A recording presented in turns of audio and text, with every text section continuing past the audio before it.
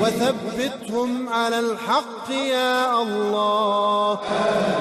اللهم عليك باليهود الملاعين، اقتلهم بددا، أرسل عليهم طيرا أبابيل ترميهم يا مولانا بحجارة من سجيل.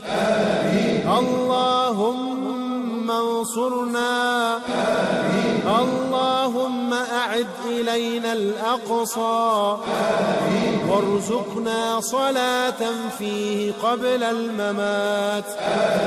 اللهم بارك لنا في أولادنا وفي أموالنا وفي حياتنا.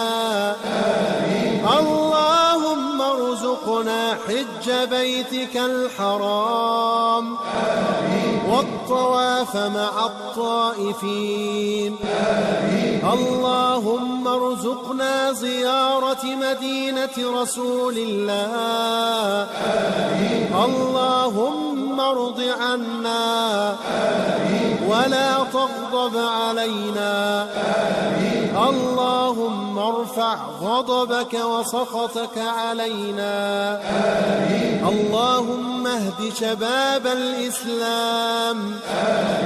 اللهم اجعلنا للمتقين إماما.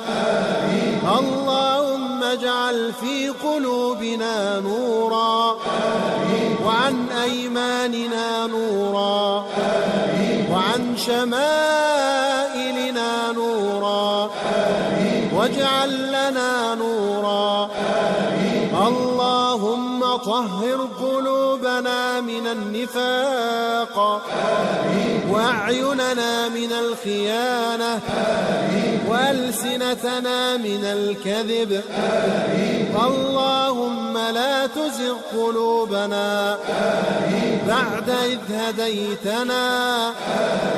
اللهم لا تحملنا ما لا طاقة لنا به.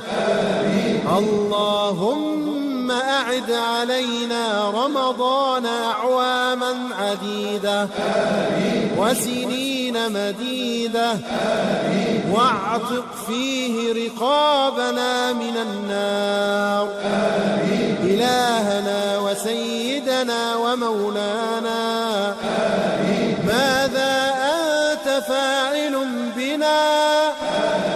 ضعفاء فقونا، مظلومين فانتصر لنا. اللهم اغفر لنا ولوالدينا ولمن أحسن إلينا ولمن له فضل علينا. اللهم ارحم والدينا.